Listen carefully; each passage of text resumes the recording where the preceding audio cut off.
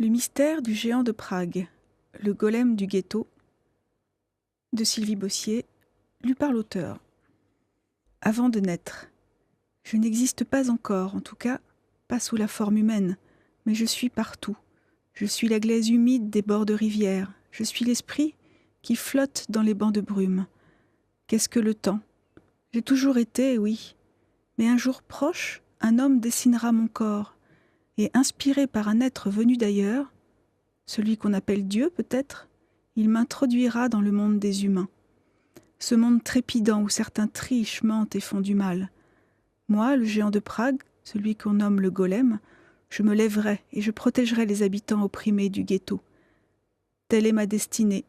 J'attends mon heure, j'attends l'arrivée de mon maître, noyé dans le froid de la nature et l'indifférence du monde.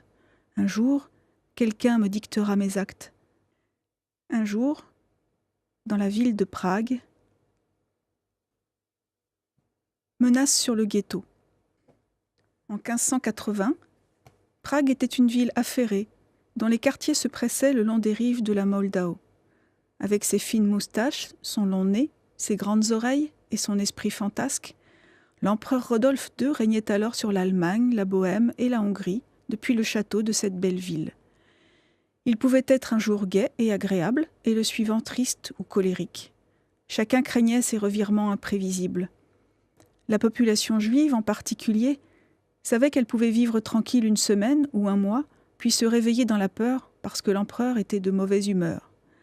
Cette communauté, très animée, recevait sans cesse de nouveaux venus, des sages venus de Russie, des voyageurs ayant accompli un long trajet pour fuir l'inquisition catholique d'Espagne. Tous les juifs de Prague vivaient dans l'enceinte du ghetto.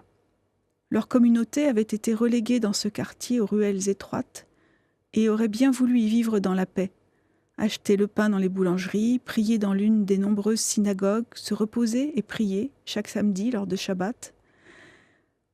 Dans ces années-là, Rabbi Leu fut nommé grand rabbin de Prague par l'empereur. Il s'installa donc dans une maison du ghetto et fit graver un lion sur le fronton, animal qui rappelait son nom. Tout le monde l'appréciait. Il était calme, il était doux, toujours à l'écoute des uns et des autres, toujours présent pour donner de bons conseils et veiller sur sa communauté. Il passait de longues heures plongé dans l'étude des textes sacrés de la religion juive, célébrait les mariages et accompagnait les enterrements.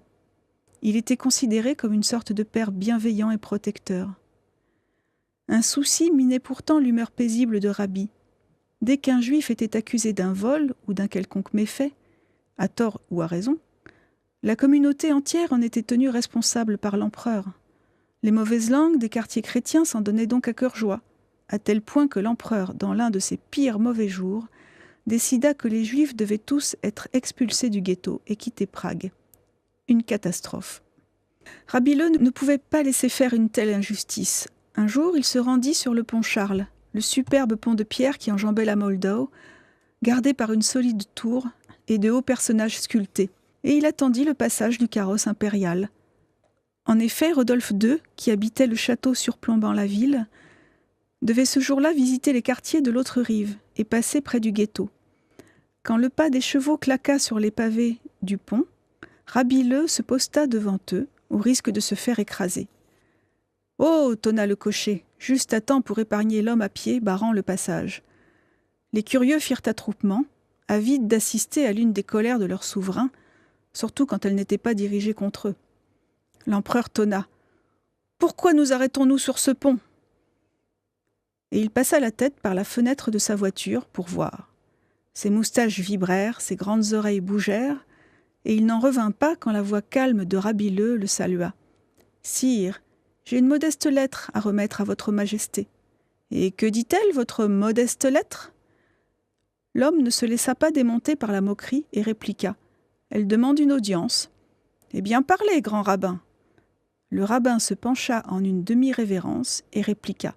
« Si votre majesté voulait me recevoir dans son château, quand il lui plaira, nous serions plus tranquilles pour nous entretenir. » Les badauds poussèrent des « oh » de déception et d'étonnement mêlés. Ils auraient bien aimé entendre de quoi il retournait. « Eh bien, soit, si vous avez risqué de vous faire piétiner par mes chevaux, c'est que le sujet en vaut la peine. Je vous ferai chercher l'un des jours de cette semaine. Rabbi s'en retourna chez lui, content.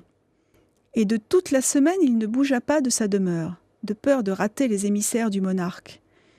Ils finirent par arriver et le conduisirent au palais, comme promis. Rodolphe II reçut Rabbi dans une petite salle dont il chassa les gardes et il invita son hôte à parler.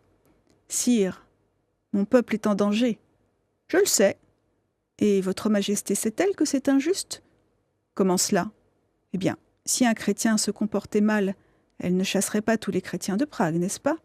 Rodolphe II se renversa en arrière, masse imposante, et partit d'un grand rire. Il ne prit même pas la peine de répondre. « Donc, poursuivit Rabbi le, je demande que la justice soit appliquée aux Juifs de la même façon. Si l'un des habitants du ghetto commet une mauvaise action, qu'il soit jugé, sans que les autres en pâtissent. S'il est coupable, il ira en prison. S'il ne l'est pas, il sera libéré. » L'empereur trouva ce discours très sensé. C'était bien la première fois qu'un juif osait lui parler avec cette liberté et cette sagesse. « Il en sera ainsi, déclara-t-il. » Plus un mot ne fut échangé. Mais c'était déjà beaucoup. Rabbi le descendit à pied jusqu'au fleuve, retraversa le pont Charles à la tombée de la nuit et rentra chez lui, retrouver sa chère femme Gwendel et leur fils Jacob. Ainsi donc, les habitants du ghetto semblaient hors de danger. Si toutefois les ministres de l'empereur ne l'influençaient pas de nouveau contre les Juifs, qu'ils détestaient.